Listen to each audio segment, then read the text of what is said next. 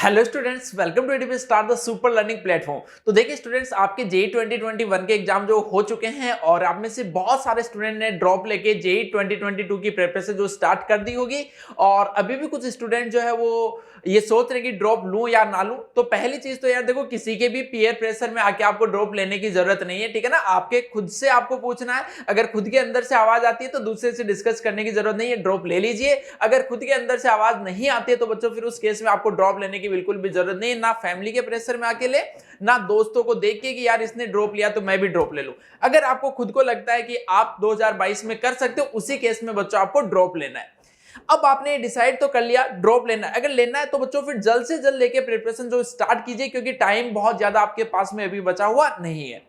तो अब आपने देखो ड्रॉप ले तो लिया, बट आपके पास में एक परफेक्ट प्लान होना चाहिए, आपके पास में स्ट्रेटजी होनी चाहिए कि जो जेईई मेन 2022 का फर्स्ट अटेम्प्ट होने वाला है उससे पहले आपको बच्चों अपना का पूरा 100% सिलेबस जो वो कंप्लीट करना है। अब वो कंप्लीट कैसे करना है, क्या आपका प्लान होना चाहिए, इसी के बारे में इस छोटे सी वीडियो बच्चों को बताने वाला हूं। तो इस वीडियो को एंड तक जरूर देखना, काफी इनपुट्स बच्चों आपको यहां पे मिलने वाले हैं।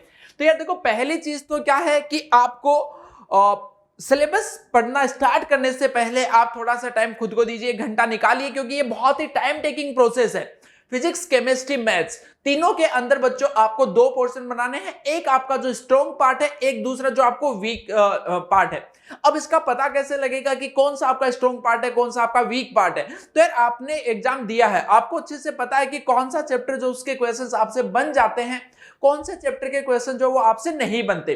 तो जब आप ये लिस्ट तैयार कर लोगे तो बच्चों आप देखोगे कि आपके कम से कम 30 to 35% जो चैप्टर्स है, या फिर आप इसको 25% तक लेके जा सकते हो, वो आपका ऑलरेडी स्ट्रॉन्ग पार्ट है, ठीक है।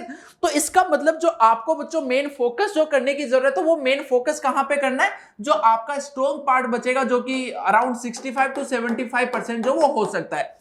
तो इस सिलेबस पे आपको पहले फोकस करने की जरूरत है, क्योंकि जो आपका ऑलरेडी स्ट्रॉन्ग है उसको और स्ट्रॉन्ग करके, उसमें महारत हासिल करके, उसमें रिसर्च करके क्या मिलने वाला, आना तो वही एक चैप्टर से एक क्वेश्चन है। तो आपका जो वीक पार्ट है उसको बच्चों अभी से आपको फोकस करते हुए जो उस पर चलना है। अब देखो, अगली जो चीज आती है वो आती है कि सर हम जो वीक पार्ट है उसको प्लान कैसे करें। तो ये देखो, यहां पे आपको हमेशा एक ऑर्गेनाइज्ड कोर्स की जरूरत होती है, जब भी आपको कम टाइम में आपका सिलेबस जो पूरा का पूरा कंप्लीट करना होता है। अब ऑर्गेनाइज्ड कोर्स में दो ऑप्शन आपके पास में, आप कोई और कोर्स ज्वाइन कर सकते हो। दूसरा बच्चों, एटीपी स्टार के जो एकलव्य 3.0 बैच है जो कि जेईई मेन के लिए है, वॉरियर 3.0 बैच जो कि जेईई मेन प्लस एडवांस के लिए है।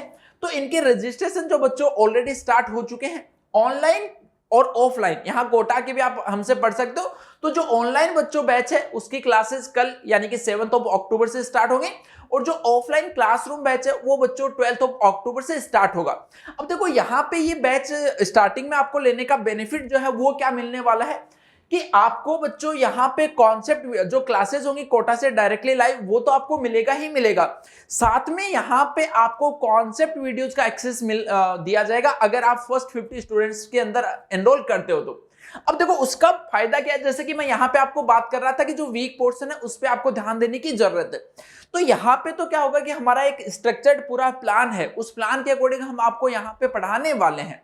बट सपोज ऐसा मान के चलो कि स्टार्टिंग हमने क्वाड्रेटिक इक्वेशन की, उसके बाद में कंपाउंड एंगल पढ़ाया, इस टाइप से कुछ पढ़ाया, बट आपने देखा कि आपकी लिस्ट में जो स्ट्रॉन्ग पार्ट था उसमें से ही है क्वाड्रेटिक और कंपाउंड। तो आपको क्या होगा कि उस 10 दिन में आपका जो स्ट्रॉन्ग पार्ट है वही पढ़ाया जा रहा है, तो आपने अपने वीक पार्ट पे तो काम ही नहीं किया। तो जो कॉन्सेप्ट वीडियोस बच्चों आपको मिलने वाले हैं, उन कॉन्सेप्ट वीडियोस के थ्रू आप जो स्टार्टिंग के 10 दिन में आपका जो स्ट्रॉन्ग पार्ट आपको कवर करवाया जा रहा है, उस टाइम इंटरवल के दौरान आप बच्चों जो आपका वीक पार्ट है उस पे आपको अपना फोकस करके उसको स्ट्रॉन्ग बना सकते हो। तो इस टाइप की अपनी स्ट्रेटजी जो इसमें रहने वाली, इसलिए बच्चों ये जो बैच है एकलव्य 3.0, वॉरियर 3.0, ये बाकी जगहों से इसको बेहतर बनाता है कि यहाँ पे हम तो अपने एक प्लान के अकॉर्डिंग चलेंगे, बट आप अपनी रिक्वायरमेंट के अकॉर्डिंग बच्चों दूसरा जो आपका वीक पोर्शन है उसको भी स्टार्टिंग से कवर करते हुए चल सकते हो। तो ये इसकी काफी मजेदार बात है।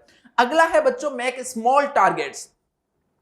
काफी बार क्या होता है कि जैसे आपकी मान लो कि कुछ 50 अलग अलग रेंज के स्टूडेंट्स होते हैं, 55 परसेंटाइल वाला भी ड्रॉप ले रहा है, 70 वाला भी ले रहा है, 80 वाला भी ले रहा है, 90 वाला भी ले रहा है। बट आपको बच्चों अपने अकॉर्डिंग प्लान करना है, अपने अकॉर्डिंग आपको टारगेट्स बनाने। सपोज आपकी 60 परसेंटाइल आ रही है, तो आपको डायरेक्टली ये नहीं सोचना है कि आप 99 98 परसेंटाइल तक के आओ। आप पहले सोचो कि 60 परसेंटाइल अगर आपकी आ रही है तो वहां से लेके 70 परसेंटाइल तक कैसे पहुंचा जाए। जब आप बच्चों 70 परसेंटाइल तक आप जब कॉन्फिडेंट हो जाओगे कि हाँ यार मैंने इतना सिलेबस कर लिया, इतना स्ट्रॉन्ग हो गया है कि मैं 70 तक इजीली पहुंच सकता हूं, उसके बाद में आप अपना प्लान 80 परसेंटाइल के लिए कीजिए, उसके बाद में आप 90 परसेंटाइल के लिए कीजिए। तो जब छोटे छोटे टारगेट्स बनाओगे, परसेंटाइल के अकॉर्डिंग उतना सिलेबस आप कंप्लीट करोगे, तो आपको फील आ जाएगी कि इतनी परसेंटाइल आ जाएगी। तो स्मॉल टारगेट बनाने का बच्चों बेनिफिट क्या होता है, एक तो आपको स्टार्टिंग से आपके सामने एक पहाड़ जैसा टारगेट जो नहीं दिखता, छोटा सा टारगेट दिखता है, तो आप उसके अंदर फील अच्छा करते हो, कॉन्फिडेंट रहते हो कि हाँ यार इतना टारगेट जो हो तो मैं अचीव कर सकता हूं। और जैसे जैसे बच्चों आप उन टारगेट्स को अचीव करते जाओगे तो आपको खुद को अपनी प्रोग्रेस जो फील होगी। वरना काफी बार क्या होता है कि आप पढ़ना स्टार्ट कर देते हो बट आपको लास्ट तक फील ही नहीं आती कि आप प्रोग्रेस कर रहे हो या फिर नहीं कर रहे हो। तो छोटे छोटे टारगेट्स बच्चों आपको बनाते हुए चलने हैं। अगला है मेन बच्चों आपको फोकस जो सेल्फ स्टडी पे भी करना है। जैसे यहां पे अगर हम बात करें तो अराउंड 6 आवर्स की डेली आपकी क्लासेस रहेंगी। बट ऐसा नहीं कि सिर्फ और सिर्फ क्लासेस आपने देख ली उससे काम हो जाएगा। आपको बच्चों इसके अलावा भी 7 to 8 आवर्स जो खुद की सेल्फ स्टडी के लिए देने पड़ेंगे। सेल्फ स्टडी में मटेरियल सोल्व जो वो करना आ सकता है, कॉन्सेप्ट का जो रिवीजन है वो आ सकता है। तो इसके लिए आपको कम से कम इतना टाइम जो है वो तो देना ही देना है। अगली बात है स्टडी मटेरियल। जो ड्रॉपर्स के साथ में सबसे बड़ी प्रॉब्लम होती है वो ये होती है कि उन्होंने 11th में कहीं से पढ़ा, 12th में कहीं से पढ़ा, ड्रॉप लेने के बाद कहीं से पढ़ा, तो मटेरियल उनके पास में अलग अलग इंस्टीट्यूट्स का होता है। उसके अलावा उनके पास में बुक्स जो है वो भी बहुत सारी हो जाती है इकट्ठी करके, कभी किसी से ले ली, कभी किसी दोस्त से ले ली। तो यार इतना सारा मटेरियल होता है कि वो सोचते ये भी कर लूं वो भी कर लूं, और ये और वो करने के चक्कर में बच्चों कोई भी मटेरियल जो वो आप बहुत अच्छे से नहीं कर पाते हो। तो यार जहां पे भी आप ड्रॉप लेके पढ़ रहे हो, इसका मतलब ऑब्वियस सी बात है कि आपको उस इंस्टीट्यूट या उस प्लेटफॉर्म पे आपको ट्रस्ट है, तो फिर उसी प्लेटफॉर्म के पूरे मटेरियल जो उसको आप फॉलो कीजिए, ठीक है। इसके अलावा मॉक टेस्ट जो बच्चों आपको टाइम टू टाइम रेगुलरली देते रहने, जो कि जैसा कि मैंने यहां पे बात की थी कि स्मॉल टारगेट जो उनको आप अचीव करोगे तब आपको कॉन्फिडेंस और आएगा। तो आपको पता कैसे चलेगा कि आप वो टारगेट जो अचीव कर रहे हो कि नहीं कर रहे हो, या प्रोग्रेस जो वो कर रहे हो कि नहीं कर रहे हो, तो वो आपको मॉक टेस्ट के थ्रू पता चलेगा। हर एक मॉक टेस्ट देने के बाद में बच्चों उसको आप एनालाइज करो और उसमें आप अपनी जो मिस्टेक्स हैं उनको आइडेंटिफाई कीजिए कि क्या आपको कॉन्सेप्ट जो वही नहीं आता था। कभी भी बच्चों कोई आप टेस्ट देते हो तो उस टेस्ट का सिलेबस पहले अच्छे से देखो। वो सिलेबस आपका जब तक कंप्लीट नहीं हो जाता तब तक आप उस टेस्ट को अटेम्प्ट मत कीजिए, अदरवाइज वो टेस्ट आपके लिए बच्चों वेस्ट हो जाता है।